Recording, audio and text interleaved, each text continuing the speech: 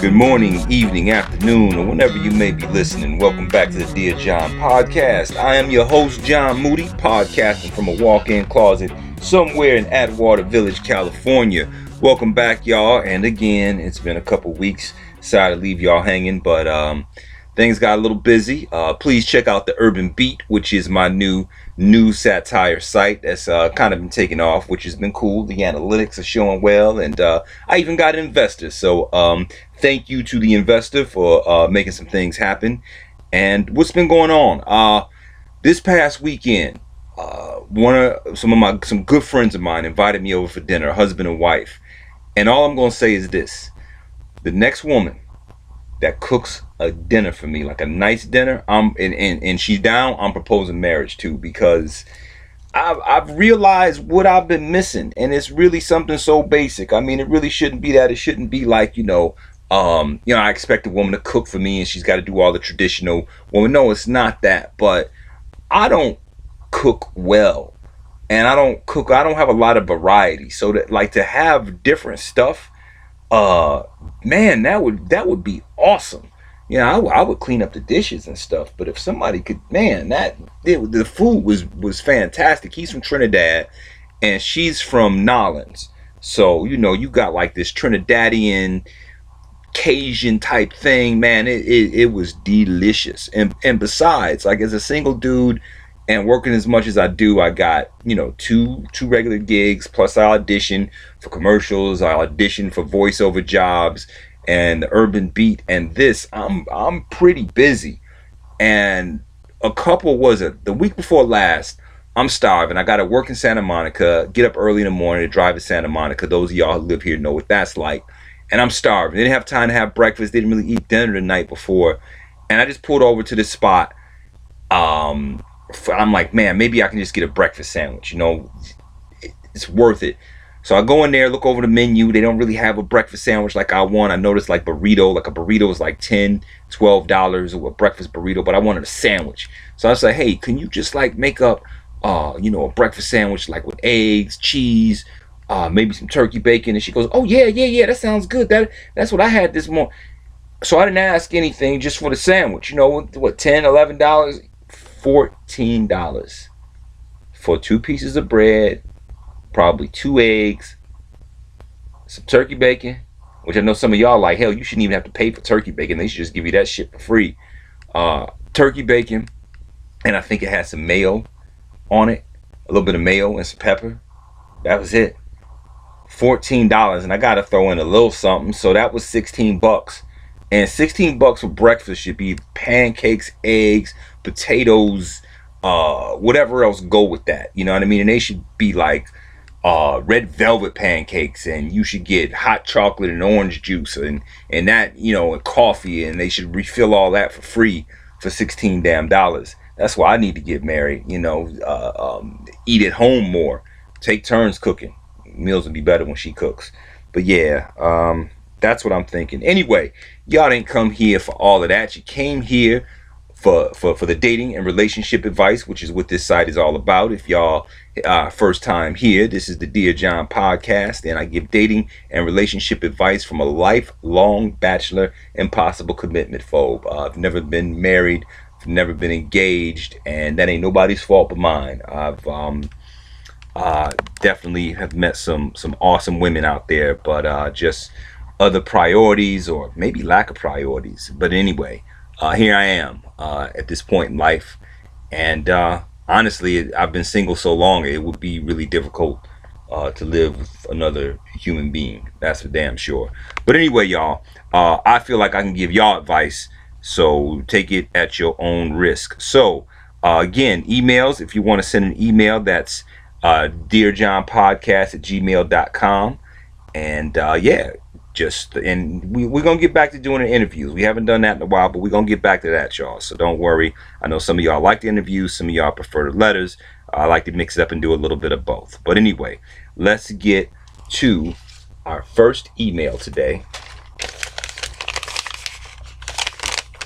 Okay. Well, that was a mistake right there. Hold on, y'all. All right. Dear John, I've been smashing this one joint for a few weeks, but she always got to be correcting how I talk. It get on my nerve. Man, I can care less about how I talk. It don't got to be proper all the time.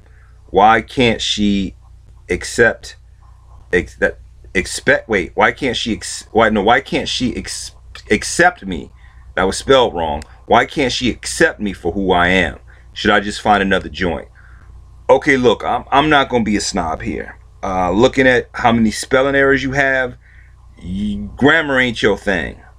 And you probably don't even get how ironic that last statement was. I said grammar ain't your thing, which is bad grammar because ain't isn't a word.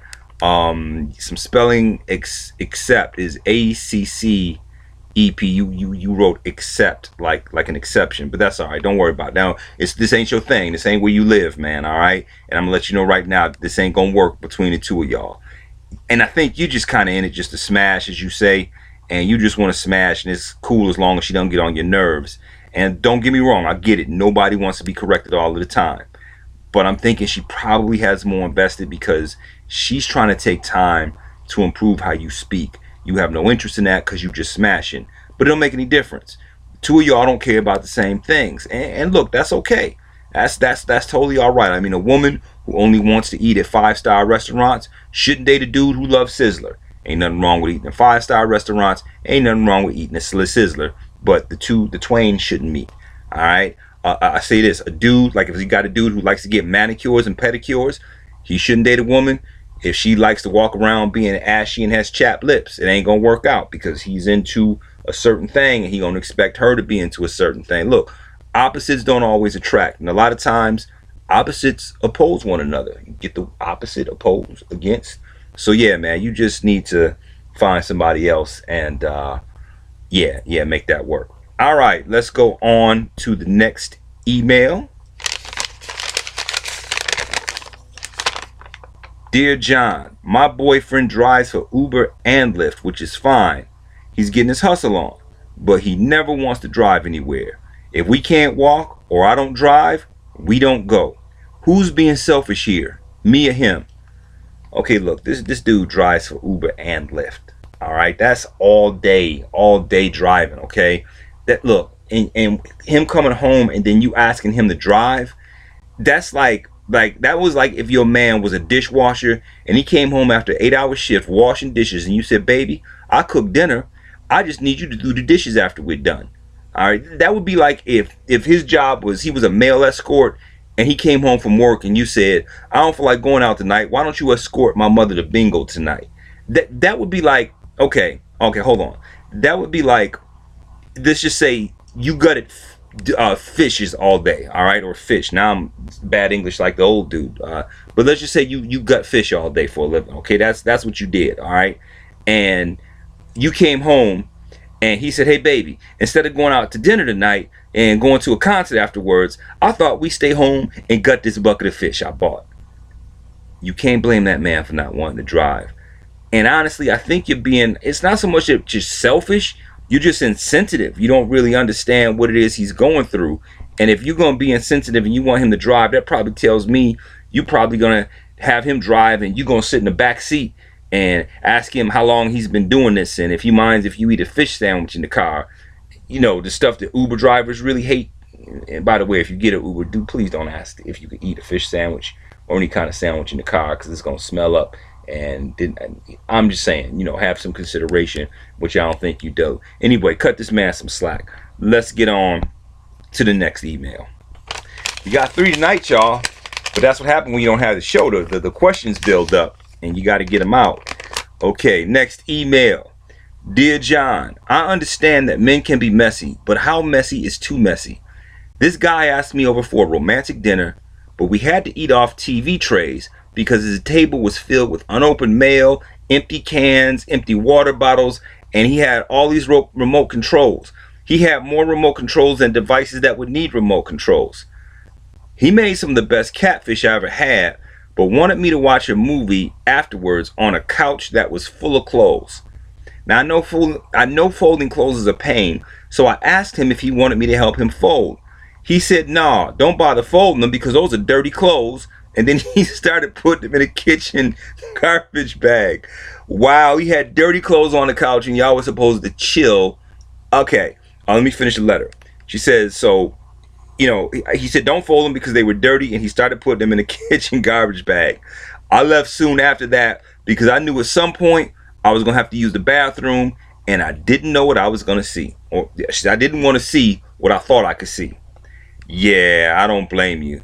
And actually, this is not an easy one for me because, look, the Lord and 3 other responsible people know that I am not the best housekeeper.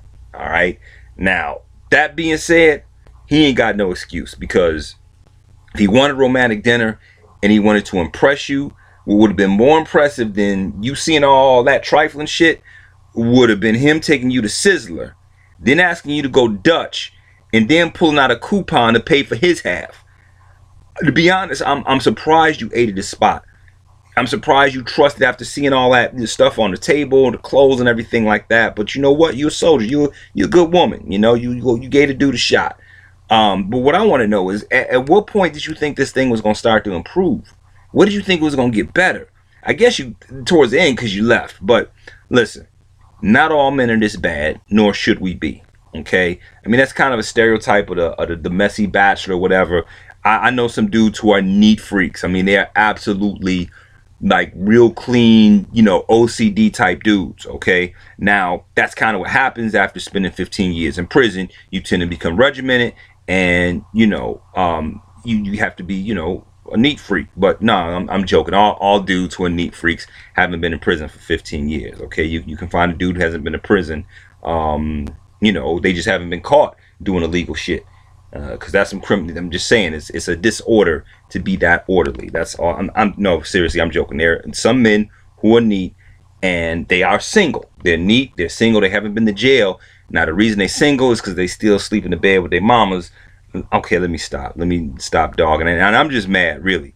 I'm just mad because I wish for once I could dust my place without having to dust the duster before I start dusting. But anyway, I'm joking, y'all. It's not that bad here. But I do have there will be some mail on the table, and some pennies that might have fallen on the floor, and I'm gonna get those later.